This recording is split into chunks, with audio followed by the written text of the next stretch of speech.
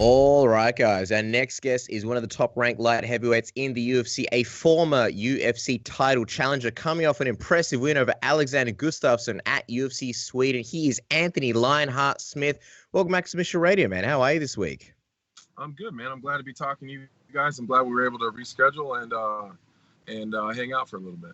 Oh, for sure, man. We're very, very lucky because the family's gone off to have some food, but Anthony Smith kind enough to delay his meal to speak to Submission Radio. We feel very, very lucky. And it looked like you had an awesome time in Vegas for International Fight Week. Tell us, Anthony, what were some of the highlights of the week for you? Because we saw you were sort of all over the place having fun across the board. Yeah, to be honest with you, I've been to Vegas about 20 times probably. And I've never been able to go and actually experience Vegas. I was either fighting or getting ready for a fight, or I was training for a fight and I was there doing some physical therapy stuff, or I was there for a press conference or something like that. I've never been able to just go there out of camp, and do whatever I wanted to do. And we had a blast, man. I did a couple appearances and signings, got to really hang out with the fans at International Fight Week for the first time. So that was a different experience. You don't really grasp how dedicated and how these people are to your journey until you're right there in front of them. And so that was the first opportunity I was ever able to really do that. And it was really overwhelming, to be honest with you. I didn't really realize how many people really supported me and how I affect their lives. You hear people all the time they have fans say cool stuff to them, but to have fans tell me that I motivated them to start losing weight, or women say that my journey from the bottom helped them get over whatever they were going through, and guys that there was a guy that him and his best friend were really big fans of mine, and his friend committed suicide, so I was able to talk to him about the foundation he created because of that. I mean, it was overwhelming, like how much you really affect people.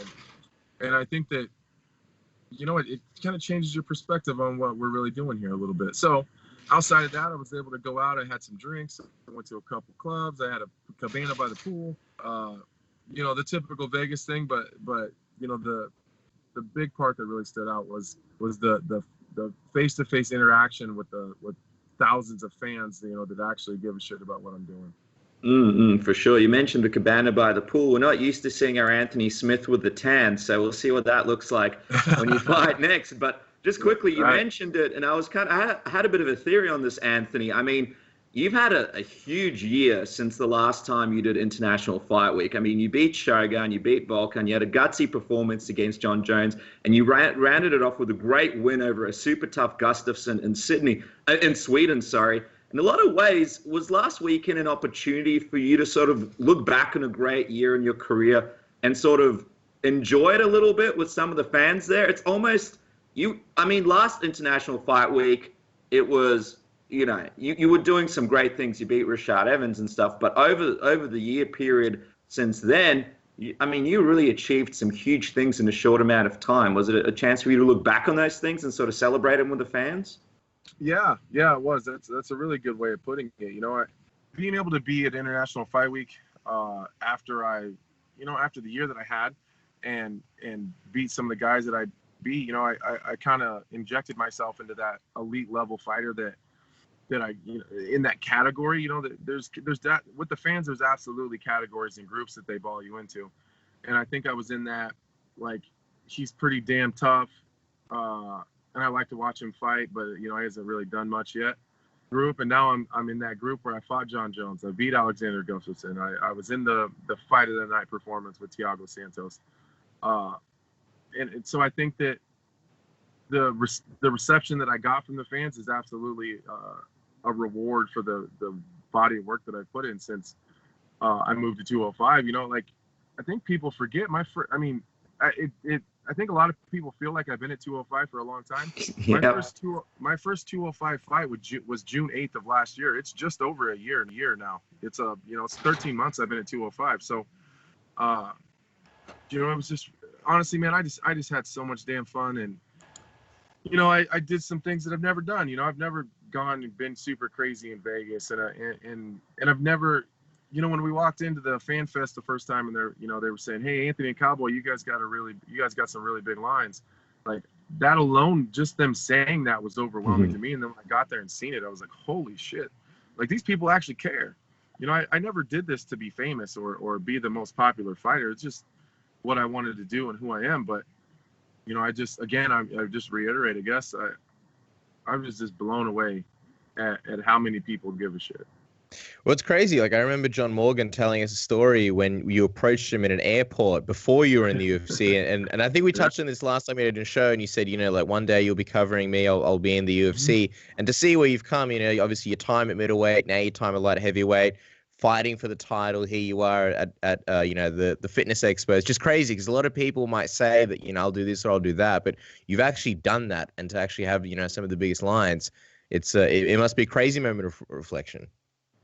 It is, but part of it was expected. You know, the fan part of it, and the reception from the crowds, and you know, when I walked in the arena, even to get my seat, you know, half the arena went crazy. Like I never expected that because I never thought about that. That was never something that I was striving for. You know, it's one of those things like I didn't even know that was a thing. You know, so.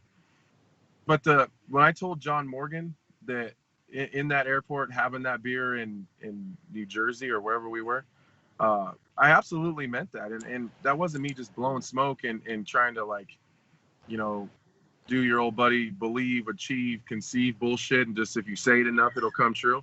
Like, I really believed that, you know, and I knew that someday, somehow, I was going to make it here. So me being here isn't necessarily a surprise. It's more the reaction to the other people that's surprising to me.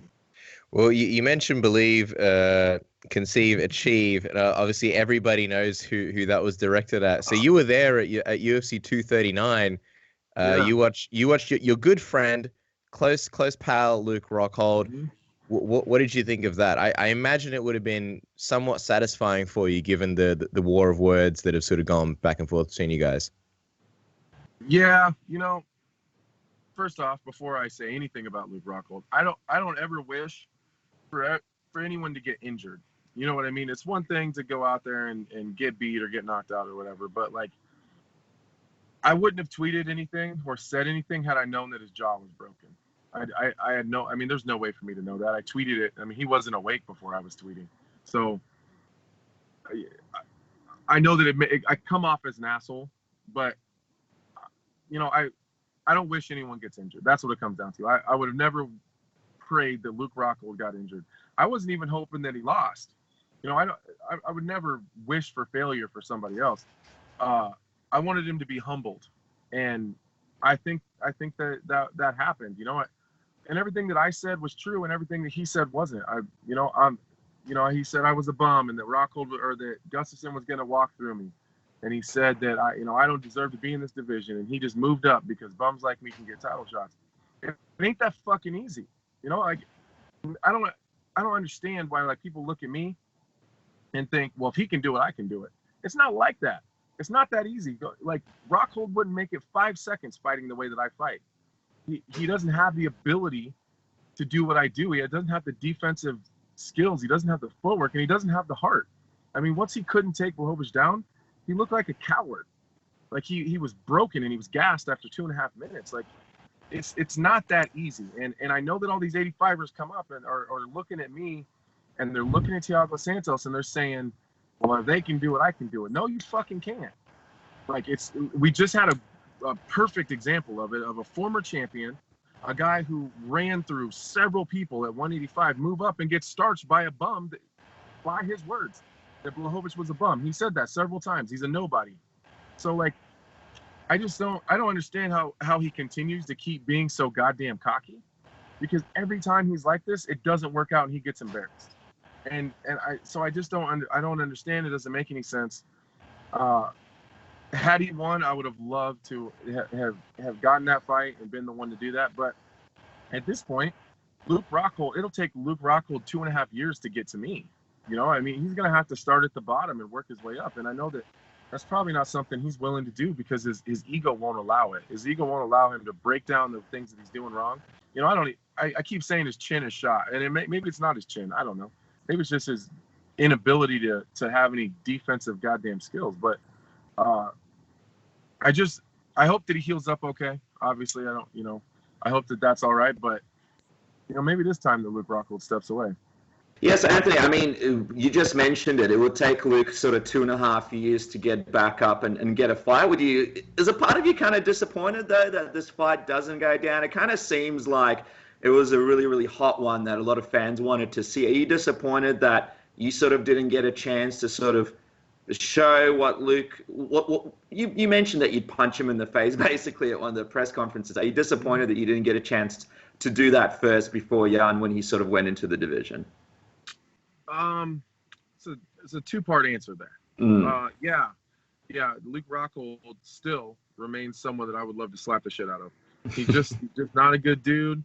There's, we know some mutual people, and I've heard nothing but awful things about him, and I've heard nothing but awful things about me come out of his mouth.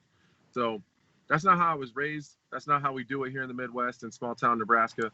You talk shit, you get hit, and that's just how it goes. But I'm also an adult, you know what I mean? So I understand that that's not exactly the way things go all the time, but I would have loved to have been the one to do that to him.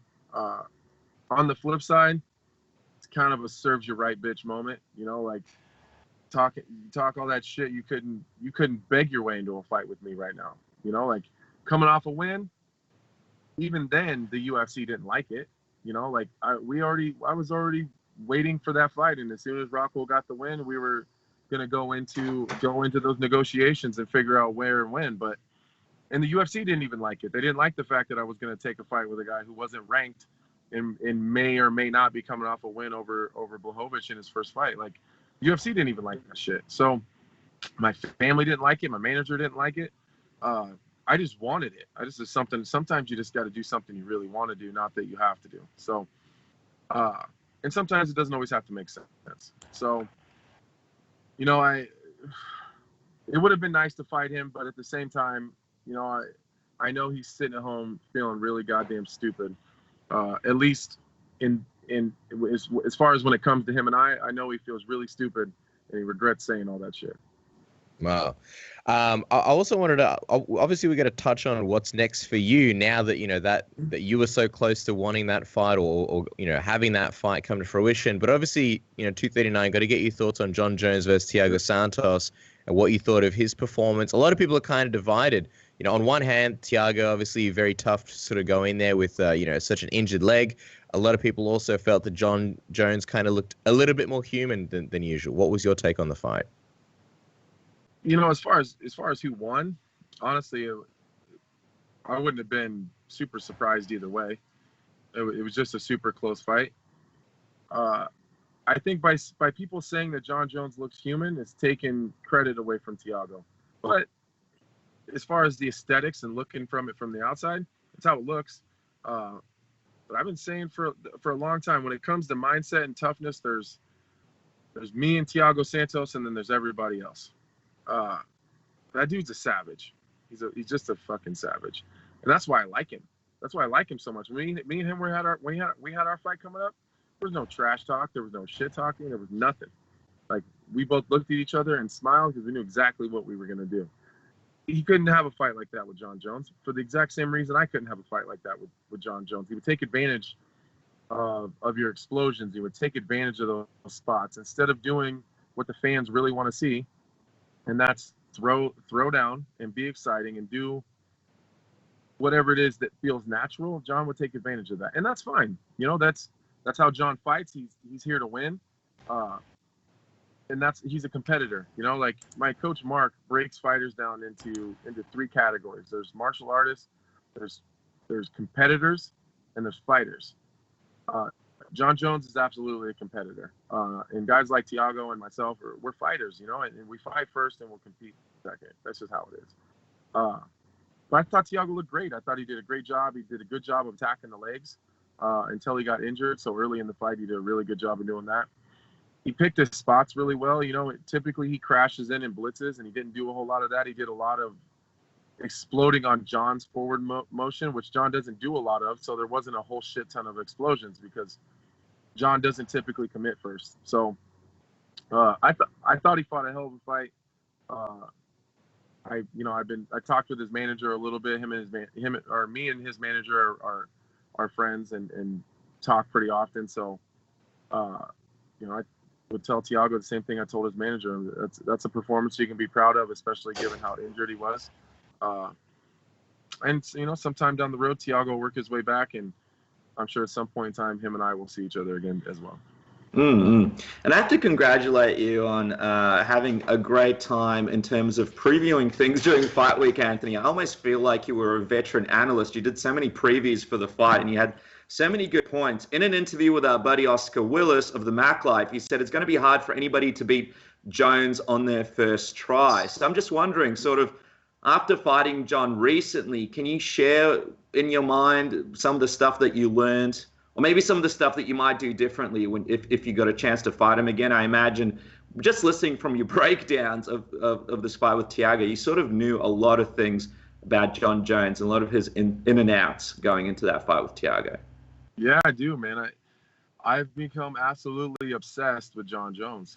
It's almost embarrassing how much I have focused on, studied. It's become an obsession. I was sitting next to Rashad Evans during the fight, and I'm like learning Jon's mannerisms. I can almost tell you what he's thinking sometimes. It's weird, or at least what I think he's thinking. Maybe I'm fucking wrong. Who knows? But I'm sitting next to Rashad, and I would start watching Jon, and I would say he's gonna spin. And Rashad was like, "What?" And I was like, "He's gonna spin." And like right on cue, he spun. And then he'd go, I could see just the way he was moving, and I'd be like, front kick to the body, and there it was. Like, here comes the oblique kick, boom, there it is. Thiago circles, front kick to the body. Like, he's looking for a head kick, throws a head kick. Like, I can fucking tell you exactly what he's gonna do. Like, the problem is that, and here's the problem. What are you gonna do about it? That's the new problem, right? So I thought Thiago would have a better job of getting to Jon than I did. In the moments that I did decide that I was going to go, for whatever reason, I couldn't pull the trigger. But the moments I did want to go, I thought Thiago would do a better job than I did in those few moments. And he didn't. So, it really comes down to, I think we've already found that I'm defensively sound enough to be able to protect myself, which is something that not a lot of people can say. And unfortunately, Daniel Cormier is one of those people. He can't be on the outside with Jon Jones and stay conscious. He just can't. So I got that. I can defend the takedowns. I think we've already found that Jon doesn't want to engage me in the jiu-jitsu game, because any opportunity I had to go to a actual position, Jon backed out. He did, he tried to take my back, and as long as I had wrist control, and he wouldn't engage in actual jiu-jitsu, which is smart. I think everyone who's deep in the game knows that I'm super dangerous if you start playing that game. Honestly, the problem is getting to Jon Jones. That's the problem. And that's honestly where my focus is, really mentally, and why I've been, reaching out and talking to different people and looking for different ideas. And it doesn't matter how defensively sound I am. It doesn't matter how many takedowns I defend. It doesn't matter how much he doesn't want to engage in jiu-jitsu. If I can't get to him, I can't beat him. So, that's kind of where my mindset is, and I don't give a shit if he sees it. Like, I've said it over and over and over and over again. I'm coming, and there's no one that's going to stop me. It's fascinating because obviously, the Jackson Winklejohn team is known for, kind of a lot of secrecy in terms of game plans and things like this, and here's you just being so candid about how, look, this is what I'm looking for, these are the problems, this is exactly how I'm trying to break it down, this is where I'm up to in that challenge. And so when you say, getting to Jon Jones, what do you see that trajectory like? How many, you obviously beat Alexander Gustafsson, had an impressive showing. What do you think that trajectory looks like? When I say get to Jon Jones, I don't mean getting back to the fight. No, you mean getting past his reach, right? Yeah, I gotta. Yeah. Well, it's not even his reach. That's the thing. It's not his hands that are the problem. You don't see Jon Jones starching anybody with punches. And I felt him firsthand. It's not a problem. It's is distance management. He's just better at it than I was. And I'm okay with saying that out loud. Fuck it. Like, I'll get better. I'll figure that out. If that's the biggest problem I have, then I'm okay.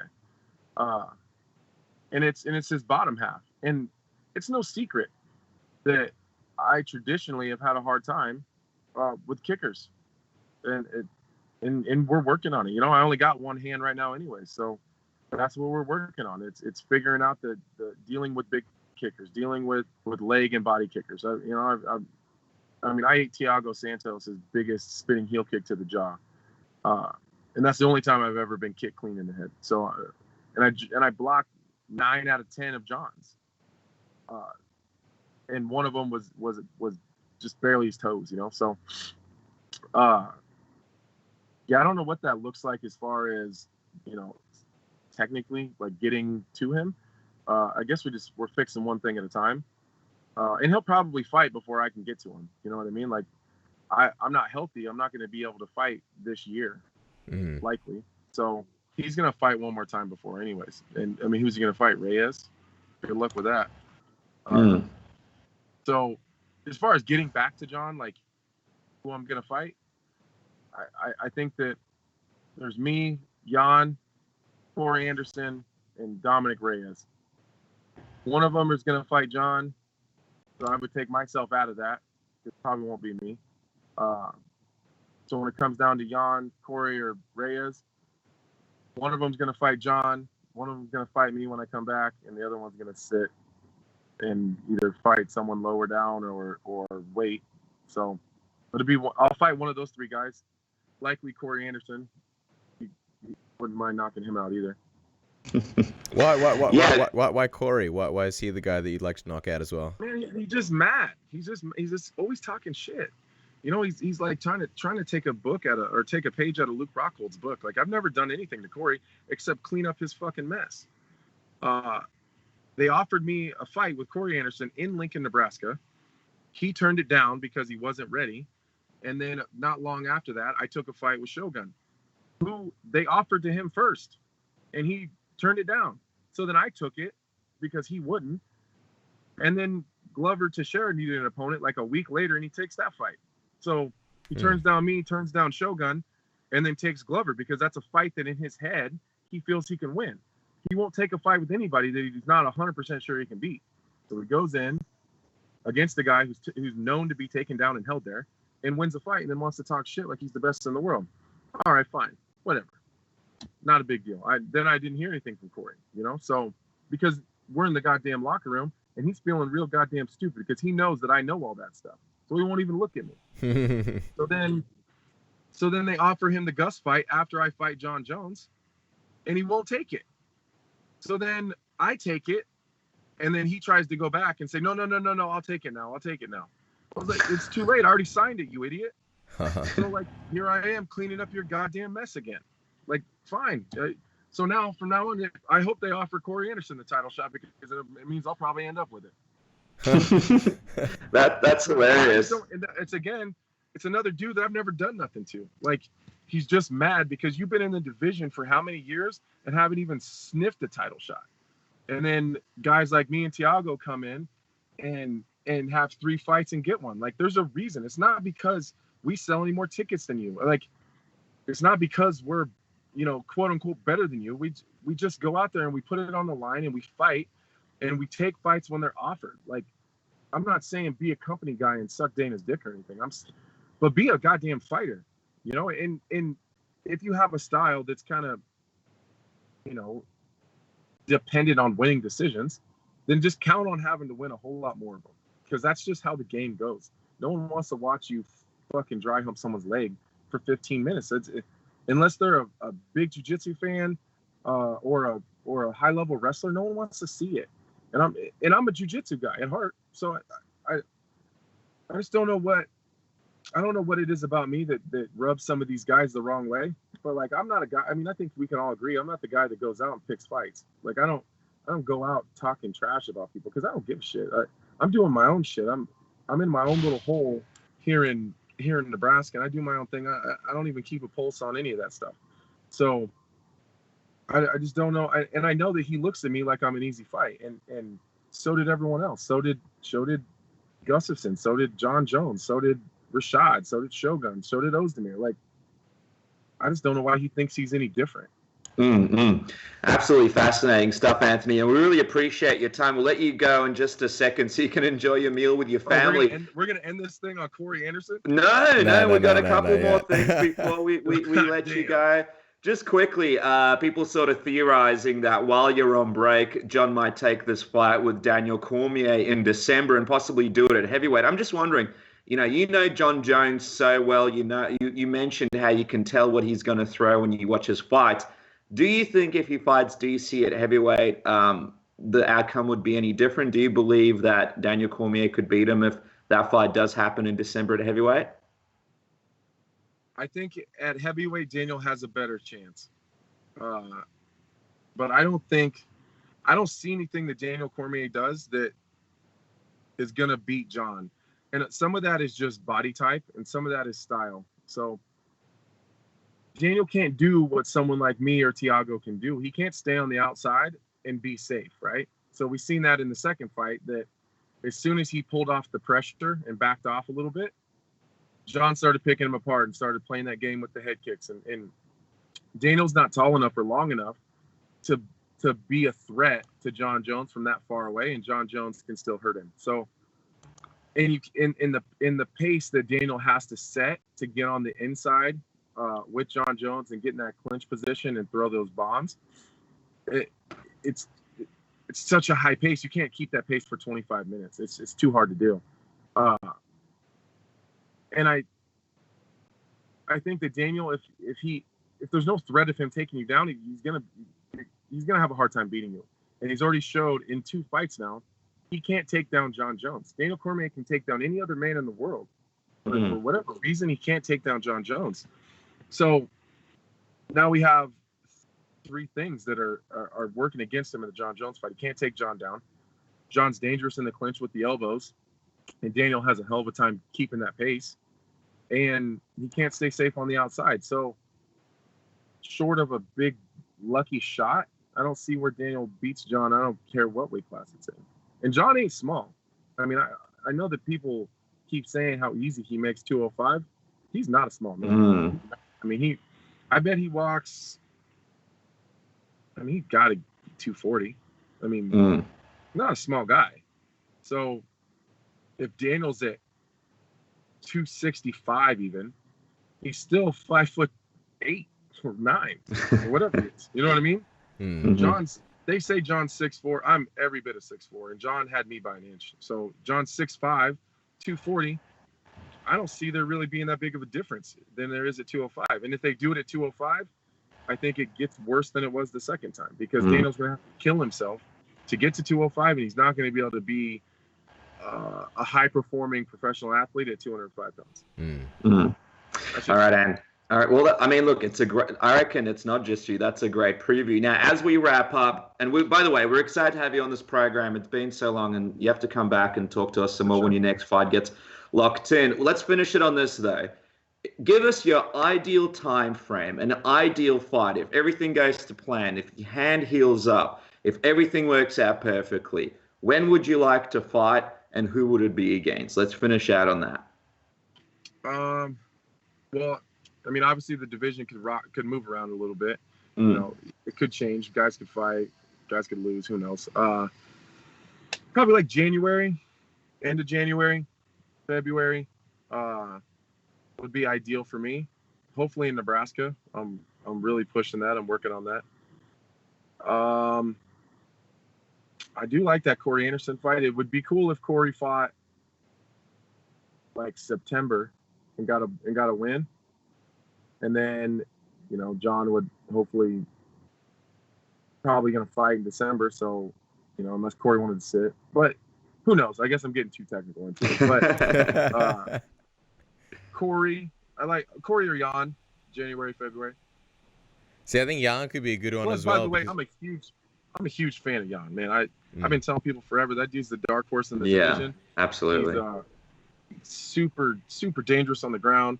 And let's not forget, he was beating the shit out of Gus until Gus decided to start getting takedown. Yeah. He was beating the shit out of Gus on his feet. So he's dangerous, and sometimes it's just cool to fight someone who just wants to get in there and fight and is humble, and you don't have all the other BS, So it'd be cool to just get in there and just be super competitive with a super tough guy. But at the same time, I wouldn't mind beating the shit out of Corey Anderson too. Yeah, for sure. Well, we definitely hope you get the fight that you want. A little bit disappointed you won't be fighting in October in Melbourne over here, but we can dream, right? We can dream. No, look, honestly, Next time. Look, guest fighter. Yeah, we hope the hand heals up. That's actually not a terrible idea. I should try to get a guest fighter spot and come on, hang out. Yeah, go crazy in Vegas this past weekend, and then go crazy in Melbourne in October. I think you'd really enjoy it. Appreciate you guys taking me out. Why not? Just like a typical day in Melbourne. Some sharks, some kangaroos. Everything can kill you here in Australia. So I think you'll love it. Man, sounds like a place I want to be. Excellent. Follow the man on Twitter and Instagram at LionHeartSmith. One of the nicest guys in MMA. Always appreciate your time, Anthony. Thank you so much for jumping on and chatting with us. Thanks, guys. I appreciate it. Hopefully talk to you soon.